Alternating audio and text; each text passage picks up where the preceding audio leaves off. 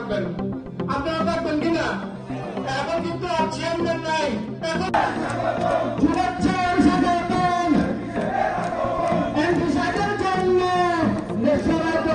আমি আমার বক্তব্য শেষ করছি। বাংলাদেশ জিন্দাবাদ, বাংলাদেশ জাতীয়তাবাদী কৃষক দল জিন্দাবাদ।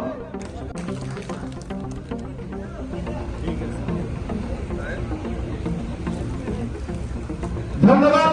ছিল সেই আমাদের প্রিয় নেতা আসলাম চৌধুরী আজকের এই সভায় প্রধান অতিথি হিসাবে এই আসন অলঙ্কিত করার কথা ছিল, কিন্তু ওনার বিশেষ কাজ থাকার কারণে উনি আমাদেরকে ওয়াদা দিয়েছেন মূল্যবান বক্তব্য রাখার জন্য। কিন্তু কিশোর তৈরি পায় এবং আমার দলীয় কিশোর তৈরি পায়, সেই দিকে আপনি একটু লক্ষ্য রাখবেন। আর কথা ভালো না, বাকিটা আমাদের আজকের একটি মহোদয় বলবেন। কি এখন কি সকলকে বাংলাদেশ কৃষক দল জিন্দাবাদ, নুরুল আমিন ভাই জিন্দাবাদ, জিন্দাবাদ, জিন্দাবাদ।